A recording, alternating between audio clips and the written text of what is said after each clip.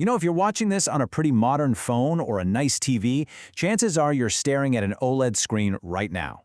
They're just famous for those incredible punchy colors and those deep, perfect blacks. But the engineering that makes all that happen, it's a marvel of microscopic precision.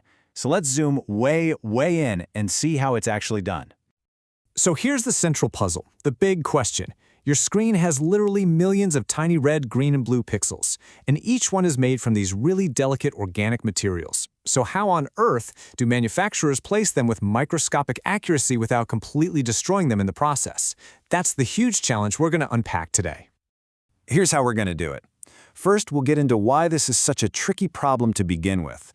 Then we're going to walk through the main solutions engineers have come up with. The classic shadow mask, some really slick laser methods, and then a totally different approach using inkjet printing. And to wrap it all up, we'll take a peek at what's next in making these displays even better.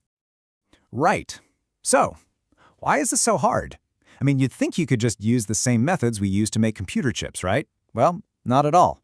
The standard process for chips, called photopatterning, involves all sorts of harsh chemicals, super high heat and humidity. The organic materials that make OLEDs glow are, well, they're incredibly sensitive. That whole process would just obliterate them. So that's the bottom line. Engineers had to basically invent completely new manufacturing techniques to place these red, green, and blue pixels right next to each other with insane precision, all while being super gentle. It's a massive headache from an engineering standpoint. Okay, so the first big solution, and the one that's still the workhorse for most phone displays, is called the shadow mask method. And honestly, the best way to picture it is just as a really high-tech stencil. Here's how it goes down. You take this super thin sheet of metal, that's the mask, and it has millions of perfect little holes cut into it. You line that up exactly over the screen's glass. Then, inside a vacuum chamber, you heat up the organic material until it turns into a vapor, like a little cloud. That cloud drifts up, passes through the holes in your stencil, and poof, it deposits a perfect pattern of pixels onto the screen. You just do this 3 times, once for red, once for green, and once for blue. But, and this is a huge but, there is a big problem.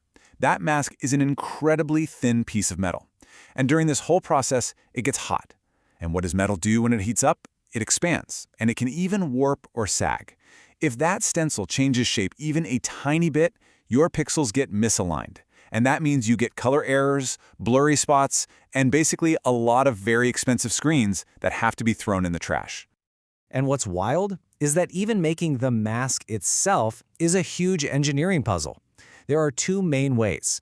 You can etch it, which is cheaper and lets you use special metals that don't expand much with heat, but you get slightly rounded pixels. Or you can electroplate it to get sharper pixels, but that's way more expensive and the metal expands more. It's this constant trade-off. There's no single easy answer.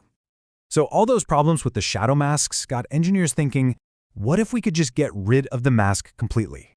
And that brings us to the next generation of solutions, which use the incredible precision of light and lasers.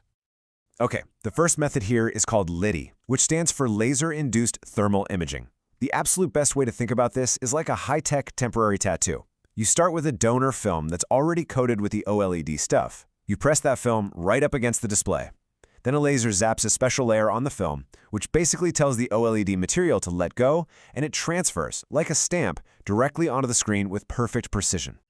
Now, building on that idea is a similar but slightly different method called RIST. That's Radiation-Induced Sublimation Transfer.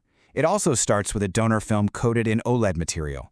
But instead of stamping it over, the laser heats the material just enough to make it re-evaporate. It basically turns directly from a solid into a gas. That's called sublimation. This tiny little vapor cloud travels a super short distance and then condenses perfectly onto the display screen right below it. And this slide right here nails the key difference. With LITI, you can see the material is physically moved, in its solid state, from one surface to another. It's a stamp. But with RIST, the material briefly turns back into a gas and then reforms as a solid on the new surface. Both are using lasers to be super precise, but the actual physics of how the material gets from point A to point B is totally different. Okay, so far everything we've talked about involves depositing materials from some kind of vapor. But what if you could just print the pixels? Almost like you print the document on your desktop printer. This brings us to a completely different and honestly brilliant idea using a super advanced inkjet technology. Now, to get how this works, we need a quick physics lesson on something called surface energy. And you've definitely seen this before. Think about a waxed car. It has low surface energy, so water beads up, right? That's hydrophobic, or water-fearing. Now think of a paper towel. It has high surface energy, so it just soaks water right up. That's hydrophilic, or water-loving. And that one simple principle is the secret sauce for inkjet patterning. So here is the genius of it all. First, you build these tiny little walls on the screen, called a bank. Then, you chemically treat the bottom of the pixel area to be hydrophilic, to love the ink. And you make the walls of that little bank hydrophobic, to repel the ink. So when the inkjet nozzle spits out a tiny droplet of OLED ink, it's naturally pulled into the little well and pushed away by the walls. It basically aligns itself. You get a perfect pixel every single time. It's so clever. And the big win here is efficiency. Think about it. Instead of spraying super expensive material all over the inside of a vacuum chamber and just hoping it lands in the right spots, you are putting one precise droplet exactly where it needs to go. This cuts down on waste like you wouldn't believe, and it has the potential to make these amazing screens way cheaper to make. And that whole idea of efficiency brings us to the last chapter of our story, the future of manufacturing. Because even with that standard shadow mask method we talked about, the amount of material that gets wasted is just staggering. Get ready for this number. In the traditional evaporation process, for every 100 pounds of that super expensive OLED material you load into the machine, only 2 or 3 pounds actually ends up on the screen. Let that sink in. That means over 97% of it is just wasted, coating the inside of the machine.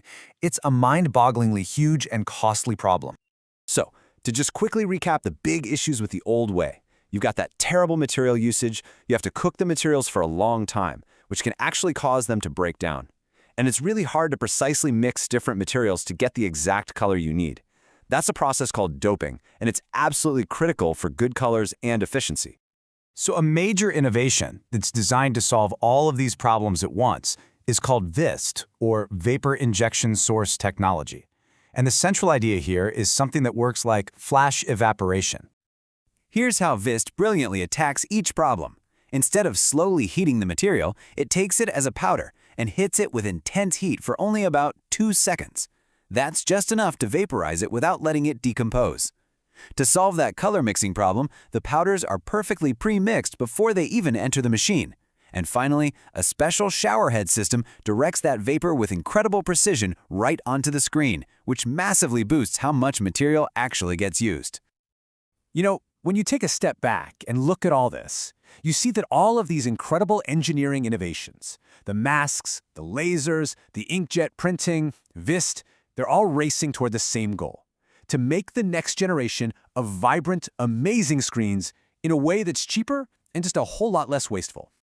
And it really makes you wonder, as we start wanting screens that are even higher resolution, or screens that are flexible, maybe even transparent, what brand new challenges in physics and chemistry are waiting for us right around the corner? What's the next big breakthrough going to look like? That's the question that keeps this entire industry pushing forward.